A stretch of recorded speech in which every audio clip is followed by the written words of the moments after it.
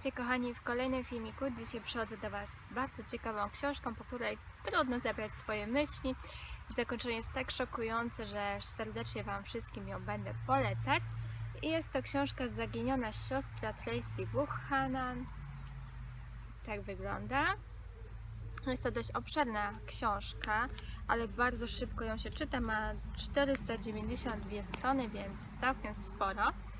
Jest ona z wydawnictwa literackiego i naprawdę książka trzyma w napięciu, ale zanim do tego dojdę, do podsumowania, to opowiem Wam, o czym ona jest. Cała historia rozpoczyna się w 1991 roku w Wielkiej Brytanii, gdzie poznajemy pewną rodzinę. Jest tam Selma, Mike oraz mała Becky i ich życie troszeczkę się zmienia. Selma nie czuje się zbyt dobrze w tym małżeństwie, czuje się niedoceniana, niedowartościowana oraz nie ma weny twórczej, ponieważ jest pisarką i stara się napisać swoją kolejną książkę, ale nie za bardzo jej to idzie, a gdy pisze, wszyscy z rodziny uważają, że po prostu nic nie robi, niczym się nie zajmuje i po prostu siedzi, nic nie robi, co dla niej jest takie troszeczkę przykre, ponieważ stara się napisać swoją kolejną książkę, a wszyscy inni uważają, że to nic takiego pisanie książek. Pewnego dnia na plaży ludzie zauważają, że w jaskini ktoś zamieszkał w jaskini i obserwują te osoby, są bardzo ciekawe, co oni tam robią.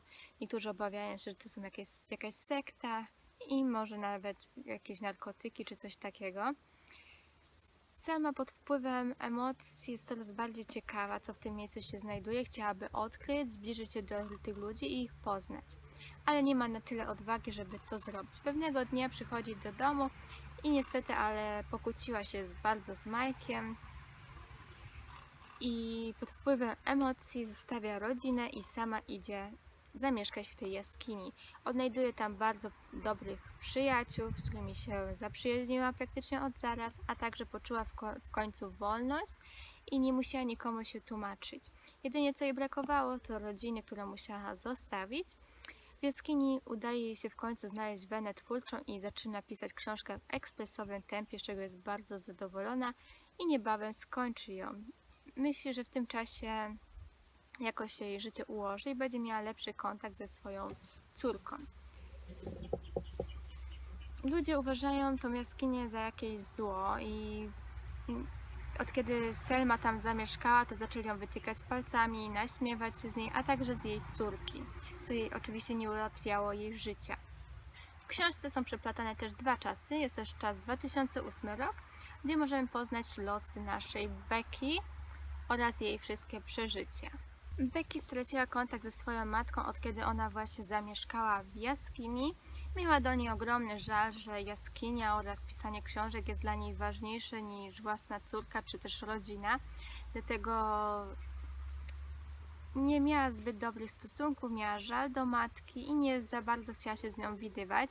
Pomimo tych przeżyć ułożyła sobie życie, osiągnęła swój cel, spełniła marzenia i jakoś wyszła na prostą, ale pewnego dnia, gdy już wszystko ma ułożone i przemyślane i żyje sobie tak po prostu z dnia na dzień, to odbiera telefon właśnie od swojej matki, która prosi ją o spotkanie. Na początku Becky jest zszokowana tym telefonem i nie wie, co o tym myśleć, ale matka ją prosi, mówi, że właśnie umiera i chciałaby się z nią jeszcze spotkać. Becky, nie zastanawiając się, od razu spakowała się i pojechała do szpitala. Nie do końca wierząc, próbowała podpytać personel, czy faktycznie tak jest, że jej matka umiera. Okazuje się, że tak, że jest w ciężkim stanie i jej dni są policzone. Wtedy właśnie Becky zaczyna żałować, że nie próbowała nawiązać kontaktu z matką, że nie spędzała z nią czasu, że nie próbowała w dorosłości odnowić tej relacji, jakoś zrozumieć jej zachowania z wcześniejszych lat i zaczyna zazdrościć innym, którzy mają lepsze stosunki ze swoimi matkami. Ale o co chodzi tutaj w tej relacji? Sama ma też wyrzuty do siebie, że nie próbowała tego wszystkiego odbudować. Jej matka na łożu śmierci wyznaje Becky, że ma siostrę, że Selma miała jeszcze jedną córkę i niestety, ale w tym momencie umiera.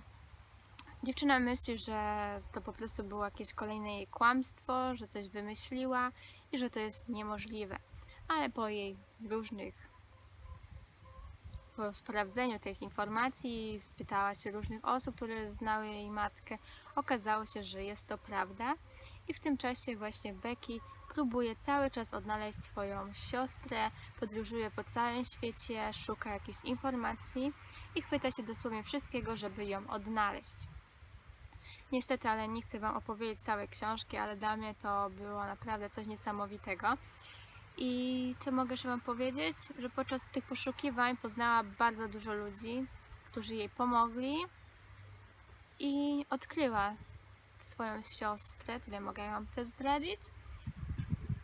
Była bardzo też ciekawa, czy jej siostra ma rodzinę, jak wygląda, czy ma dzieci i chciała się z nią zaprzyjaźnić, żeby mieć jakąś bliższą też rodzinę. Podczas poszukiwań Becky dopiero wtedy zaczyna rozumieć zachowanie swojej matki sprzed lat. Dopiero wtedy rozumie, jak postąpiła, dlaczego tak zrobiła i że może sama by tak zrobiła. I dopiero wtedy troszeczkę ma jeszcze bardziej większe wyrzuty sumienia. Ale nie chcę Wam za dużo zdradzać, bo tą książkę naprawdę warto przeczytać. Te poszukiwania siostry Becky są naprawdę niesamowite. A końcówka to już w ogóle dla mnie była kosmos i nie spodziewałam się takiego zakończenia. Fajnie, że w książce są opisane dwa różne czasy, ten 91 i 2008 rok.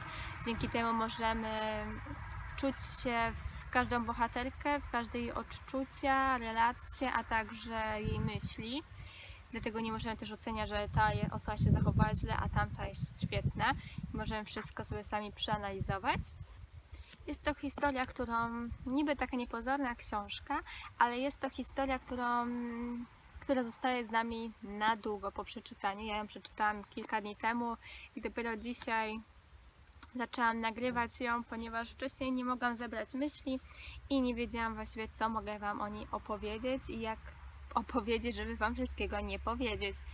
Także powiem Wam, że końcówka jest szokująca, bardzo wzruszająca, a historia zostaje ze mną naprawdę na długo, więc uwielbiam takie książki. I teraz od tej chwili będę każdemu ją polecać, tak jak jedną ostatnią, którą też recenzowałam, Krok do miłości, jak dobrze pamiętam tytuł. Także dajcie znać, czy czytaliście tą książkę, czy w ogóle znacie tą pisarkę. I nie będę już dłużej przedłużać. Mam nadzieję, że Was zachęciłam. Jeżeli lubicie takie historie trzymające w napięciu, to jak najbardziej możecie sięgnąć po tą książkę, bo naprawdę warto ją przeczytać. A sama żałuję, że tak długo zwlekałam na jej przeczytanie, ale po prostu nie miałam czasu i nie miałam kiedy się na niej skupić bardziej. Także fajnie, że mi się w końcu udało ją przeczytać. I mam nadzieję, że jeszcze jakaś tam może kontynuacja się pojawi, chociaż nie wiem, bo skończyło się w takim momencie, że no zobaczymy, jak to będzie. Nie będę Wam zdradzać, ale końcówka naprawdę powiem Wam, że jest niesamowita, więc warto ją przeczytać. Także już nie będę się powtarzać, nie będę przedłużyć tego filmiku. Dajcie znać, co myślicie o takiej historii, troszkę tajemniczej. Książka w napięciu, tak jak mówiłam, także zapraszam Was do czytania. Napiszcie w komentarzu, co teraz czytacie ciekawego, czy jakieś luźniejsze książki, czy może jakieś horrory. Dajcie znać koniecznie, a ja już będę się z Wami żegnać i życzę Wam miłego dnia. Do zobaczenia w kolejnym filmiku. Pa, pa!